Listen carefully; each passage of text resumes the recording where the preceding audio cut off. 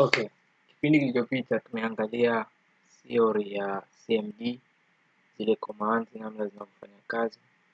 Leo tutaanza kuangalia upande wa kivitendo, hususan kwa command ya kwanza ile ambayo CD. Command ya CD tumesema kwamba ile inakufanyisha wewe uende mbele au urudi nyuma. Kwa hiyo tuanze kuifungua kwanza CMD. CMD kuna njia mbili. Unaweza ukaifungua kwa kupitia hapo ukaandika CMD na ukaipata hiyo hapo. Kwa hiyo ikishafunguka CMD yako itakuwa iko namna kama hii. Ukiangalia mara kwanza hapa utakuta kuna hii pass inaonyesha C/user/HP.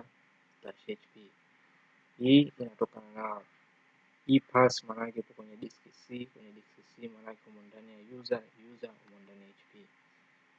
Kwa hiyo tukianza tuangalie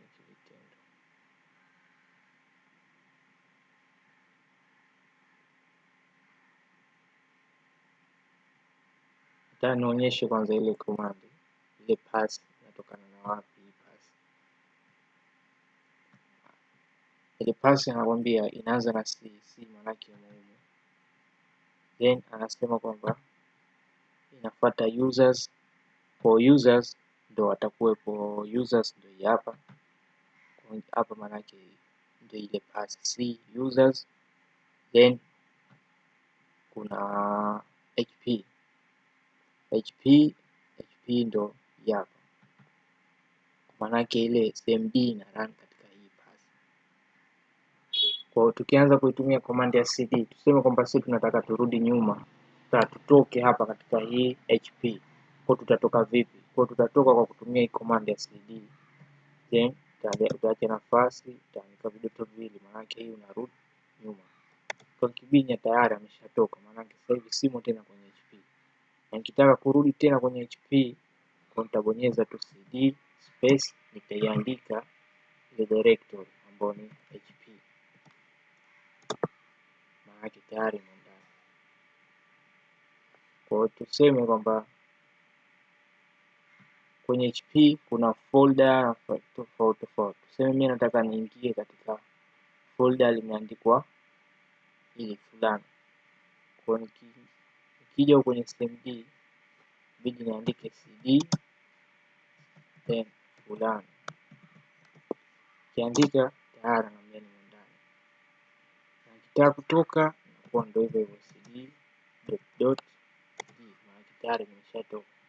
Tuseme mimi nataka nitoke kote kwenye user, utabidi upige tena CD dot natoka kwenye HP, upige tena CD dot tayari nimetoka pia katika users.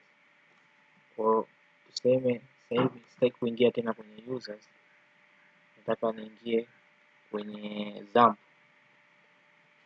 Kwa ukija huku utabonyeza tu, utaandika CD XAMPP,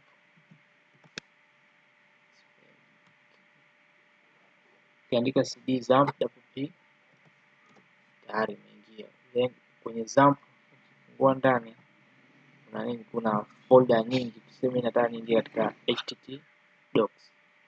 Kwa utaandika CD directory name HTT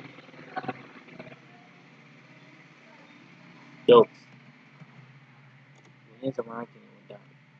Kwa kitaka kurudi tena kule kwenye users na HP, piga tu CD dot enter. Kwa utaki tena tuseme kwamba utaki kurejea kuandika tena, kwa utabonyeza kuna hizi log ambayo inaonyesha direction up down left right. Kwa utabonyeza hii ya up, kwa itakuwa inarudi ile command uliyoandika mwishoni. Ukiandika maana yake imetoka. Then ukibonyeza hiyo direction utaipata mpaka ambao sasa hivi tumesema tutaka twende katika user. Kwa hiyo haipo, utaandika users. Mimi nataka niingie kwenye users, then nataka niingie katika HP. Kwa hivyo ndio command ya CD inafanya.